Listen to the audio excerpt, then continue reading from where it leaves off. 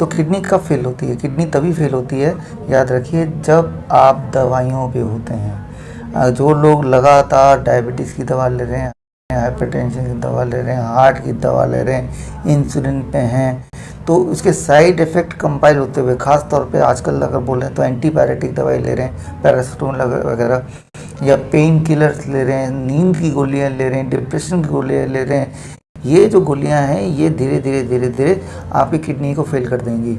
और धीरे जैसे जैसे वो किडनी डिके होगा, किडनी के सेल्स डेड होंगे, वैसे वैसे आप डिपेंड होंगे डायलिसिस, तब डायलिसिस की नौबत आएगी।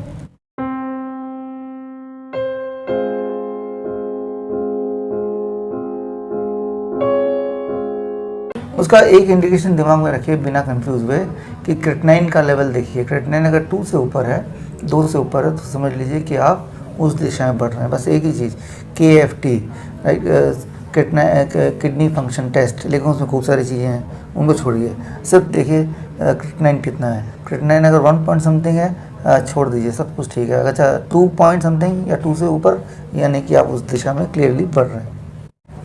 देखिए, डायलिसिस की नौबत तब आती है जब आप डायग्नोस्टिकली, मैंने बता दिया, बट डायग्नोस्टिकली उतना इम्पॉर्टेंट नहीं है, इम्पॉर्टेंट है सिम्टमेटिकली। नौबत तब आती है जब आपके हाथ पैर फूलने लगेंगे, यानी कि जो पानी है बॉडी में जम रहा है, यानी कि यूरिन पास ठीक से नहीं हो रहा, बॉडी फिल्टर नहीं कर पा रही पानी को, तो वो पूरे बॉडी में जमेंगे और सूजन होने लगेगी। सूजन होने का मतलब कि भाई, या वोमिटिंग आने लगेगी रह के। तो सूजन एक मेन इंडिकेशन है कि अब आपको वो जो पानी एक्सेस है वो निकालना है बॉडी से, एंड उसके लिए फिर मशीन से निकालना है। तो ऐसे आपको पता चल जाएगा कि अब नौबत आ गई डायलिसिस।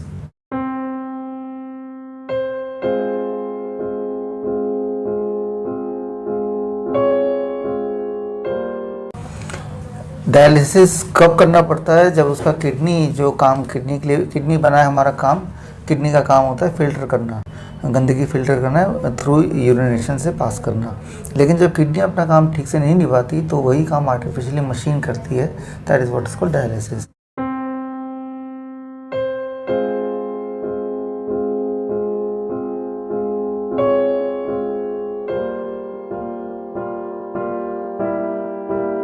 देखिए, 2 चीज़ें हैं, एक तो डायलिसिस को प्रिवेंट कर सकते हैं, और अगर चल भी रही है तो उसको बंद भी कर सकते हैं। प्रिवेंशन की पहले बात करते हैं। प्रिवेंट करने के लिए क्या करना पड़ेगा? कोई भी ऐसा काम मत कीजिए जिससे किडनी के ऊपर जोर पड़ता हो या किडनी फेल होता हो। अच्छा, तो वो कौन से काम है? दवाइयाँ लेना, यानी दवाइयाँ लेना छोड़ दीजिए, डायबिटीज़ की, हाइपरटेंशन की, थायराइड की, तो किडनी पे जोर नहीं पड़ेगा। पेन किलर्स हैं, जोर नहीं पड़ेगा। आप बोलेंगे दवाई लेने छोड़ देंगे तो फिर ब्लड शुगर बढ़ जाएगा, ब्लड प्रेशर बढ़ जाएगा। उन चीज़ों को मैनेज करने के लिए DIP diet, the kind of diet which I advise, उस पर जैसे ही आएंगे तो आप देखेंगे 1 महीने, 2 महीने, 3 महीने में धीरे धीरे दवाइयाँ टेपर डाउन हो जाएंगी। दवाइयाँ से पीछे छूट गया मतलब अब आपको जीवन में कभी भी डायलिसिस की आवश्यकता नहीं पड़ेगी, आपकी किडनी नहीं फेल हो सकती। तो ये तो हो गया प्रिवेंशन। अब मान लो एक और सवाल आपने पूछा, किसी को ऑलरेडी डायलिसिस पे कोई है, मान लो हफ्ते में 2 बार डायलिसिस कराना पड़ता है और ऐसा कुछ महीने से करा रहा है, तो वो क्या करे? तो उसको एक स्ट्रिक्ट डाइट, हमारे जो पेशेंट्स हैं उनको स्ट्रिक्ट डाइट पे हम डालते हैं। वो डाइट मैं आपको रफली बता रहा हूँ। उसको क्या हम बोलते हैं? नंबर 1, दिन में 3 बार की जगह 6 बार खाना है। नॉर्मली हम 3 मील खाते हैं, 6 मील खाना है उसको। पहली बात तो ये होगी। 6 मील कैसे खाना है? उसको ये करना है कि उसका बॉडी वेट इंटू 5, राइट। सो मान लो मेरा बॉडी वेट है that is 70 kg into 5, 350 grams. एक बार में 350 ग्राम से ज़्यादा नहीं खाना है। मैं सिर्फ ये बोल रहा हूँ, एक बार में 350 ग्राम ज़्यादा नहीं खाना, लेकिन आप मल्टीपल टाइम खाएंगे। तो टोटल क्वांटिटी ऑफ फूड मैं कम नहीं कर रहा हूँ, मैं सिर्फ एक बार में टोटल अमाउंट कम कर रहा हूँ। तो मान लो पहले ब्रेकफास्ट में पहला इंस्टॉलमेंट 350 ग्राम फल खाना है। 3 से 4 तरह के फल ले लीजिए। ये सोचने की ज़रूरत नहीं है किसमें पोटेशियम कम है, किसमें ज़्यादा है, वो सोचने की ज़रूरत नहीं। कौन सा मीठा है, कौन सा खट्टा है, नॉट इम्पॉर्टेंट। इम्पॉर्टेंट है कि फल खाना है, और इम्पॉर्टेंट है कि 350 ग्राम तक खाना है। फिर 1 घंटे का, 1.5 घंटे का ब्रेक दीजिए। फिर दोबारा एक और इंस्टॉलमेंट खा लीजिए, दोबारा 350 ग्राम। फिर 1 घंटे बाद अगर भूख लगती है फिर 350 ग्राम, ठीक है ना। तो 12 बजे तक 3 बार या 2 बार फल ही खाना है। फिर लंच आ गया, अब 350 ग्राम रहेगा, लेकिन वेजिटेबल्स, कच्ची सब्जी या थोड़े बहुत स्टीम्ड एंड बॉइल्ड वेजिटेबल भी जोड़ सकते हैं। कितना क्वांटिटी? 350 ग्राम। और 1 घंटे बाद दोबारा भूख लगती है तो 350 ग्राम तक अपर लिमिट खा सकते हैं। फिर उसके बाद डिनर एक तो 7 बजे से पहले ख़त्म कर लीजिए, सनसेट से पहले डिनर ख़त्म करना है। और डिनर में भी कच्ची सब्जी along with steamed and boiled vegetable डाल सकते हैं। कितना? 350 ग्राम। अच्छा, पेट भर गया तो भूख लगी तो फिर दोबारा 350 ग्राम। तो आपके पूरे डाइट में फ्रूट्स एंड वेजिटेबल डाइट हो गया। जो कुक्ड फूड है वो दिन में सिर्फ एक बार रात को ले सकते हैं, और वो भी 100 ग्राम। बिल्कुल हम मिनिमाइज़ कर देते हैं, 100 ग्राम रोटी सब्जी दाल चावल खा लो ताकि आपको टेस्ट थोड़ा मिल जाए।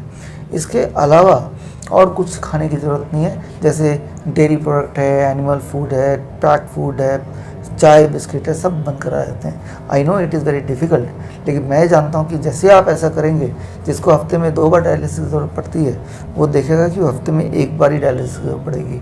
जो देखता है जो सूजन वगैरह है वो गायब हो जाएगा आपका, राइट, पार्शली गायब हो जाएगा। पार्शली इसलिए क्योंकि अभी भी डायलिसिस की ज़रूरत है, पूरी तरह से ठीक नहीं हुआ। आपका जो ब्लड प्रेशर है जो दवाइयों से भी कंट्रोल नहीं होता है। किडनी वाले वो पेशेंट के लिए मल्टीपल ड्रग लेते हैं, तो आप देखेंगे ब्लड प्रेशर कम होने लगेगा। तो दवाइयाँ अकॉर्डिंगली ब्लड प्रेशर की घटानी पड़ेगी। दवाइयाँ ब्लड प्रेशर की घटाना पड़ रहा है, इसका मतलब ये है कि आपकी किडनी ठीक से फंक्शन करना शुरू कर दिया है। तो जो मैंने मेथड बताया, इस मेथड में ब्लड प्रेशर हर हफ्ते आपको चेक करना है, क्योंकि ब्लड प्रेशर इवनली कम होगा, और अकॉर्डिंगली टेपर डाउन करना है। ब्लड शुगर भी चेक करना है, क्योंकि वो भी धीरे धीरे कम होगा, उसको भी टेपर डाउन करना है मेडिसिन को। तो धीरे धीरे दवाइयाँ कम होंगी, और धीरे धीरे आप देखेंगे कि आपकी डायलिसिस की फ्रीक्वेंसी कम होगी। 6 महीना, 9 महीना, 12 महीने तक लग सकता है, लेकिन ultimately you will be free of dialysis.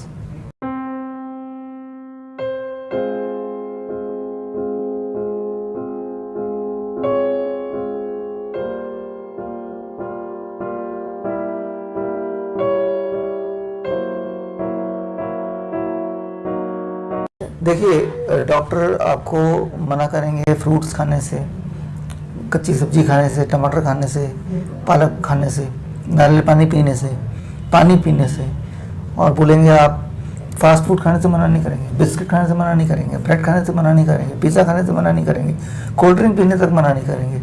तो उन्होंने एक लिस्ट बना ली है उन चीज़ों की, जो चीज़ों से आप ठीक हो सकते हैं, उन्हीं चीज़ों को मना करना है उनको, राइट।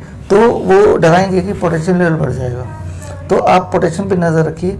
मैंने देखा है, मैंने 12 साल हो गए मुझे किडनी पेशेंट्स को देखते हुए, कभी भी जो डाइट मैंने बताया उससे किसी का पोटेशियम लेवल नहीं बढ़ता है, आज तक नहीं बढ़ा, राइट। हालांकि फ्रूट्स एंड वेजिटेबल में हाई पोटेशियम होता है, लेकिन वो स्टमक में जाता है, और स्टमक से आगे पोटेशियम बॉडी उतना ही एब्जॉर्ब करता है जितना कि पोटेशियम बॉडी को ज़रूरत है, और अगर तो ज़रूरत है तो आप देखेंगे कि इस डाइट में कभी भी पोटेशियम लेवल फ्लक्चुएट नहीं होगा, राइट। 5.5 से ऊपर जाएगा नहीं, हद से 6 से ऊपर जाएगा नहीं। अगर 6 तक भी है पोटेशियम तो भी ठीक है, that is nothing to worry, right. तो डॉक्टर मना करते हैं, एक लिस्ट भी आपको देते हैं, ये फ्रूट्स नहीं खा सकते, ये वेजिटेबल नहीं खा सकते, लेकिन मैं जानता हूँ कि इन सारी चीज़ों से ही आप ठीक होते हैं, राइट, जो चीज़ों को उन्होंने मना किया है। और आपने नतीजा भी देखा, जो चीज़ें उन्होंने मना किया वो चीज़ सब चीज़ आप नहीं ले रहे हैं, तो क्या आप ठीक हो गए? उल्टा आपकी प्रॉब्लम बढ़ गई है, डायलिसिस की फ्रीक्वेंसी बढ़ गई है। जबकि इसका उल्टा करना, डॉक्टरों को उल्टा जो मैंने बताया, आप देखेंगे डायलिसिस की फ्रीक्वेंसी घटेगी, आपकी जो सूजन है वो घटेगी। तो आपको जितना प्यास लगी उतना पानी पीना है, पानी ज़्यादा नहीं पीना है, प्यास लगी तो ज़रूर पीना है। और जो डाइट मैंने बताया इसमें एक्चुअली पानी ही है, फ्रूट्स रॉ फॉर्म में, वेजिटेबल्स रॉ फॉर्म में, तो उसके अंदर 80% पानी होता है, तो अलग से प्यास लगेगी नहीं, लगेगी तो पानी पी सकते हैं, और पोटेशियम लेवल बढ़ेगा नहीं। और ज़्यादा ही है तो हर महीने एक बार KFT चेक कराइए, और 2 ही आंकड़े देखने हैं आपको, क्रेटिनाइन लेवल देखना है और एक पोटेशियम का लेवल देखना है, और आप देखेंगे पोटेशियम लेवल 6 से ऊपर जाएगा नहीं, और क्रेटिनाइन लेवल धीरे धीरे आपको कम होता हुआ दिखेगा। हालांकि 9 महीने लग सकते हैं, 12 महीने लग सकते हैं, क्रेटिनाइन लेवल कम होगा, डायलिसिस कम होगी, ब्लड प्रेशर कम होगा, पोटेशियम रेंज में रहेगा, हीमोग्लोबिन थोड़ा बढ़ जाएगा। यही सारी चीज़ों पे बस देखना है, जो जो चीज़ें मैंने बताई हैं, और कोई कैरेक्टरिस्टिक नहीं देखना है। बॉडी में सूजन देखना है, उल्टी की भावना आ रही है कि नहीं, इसको देखना है, यही सारी चीज़ मॉनिटर करनी होगी। थैंक यू, धन्यवाद।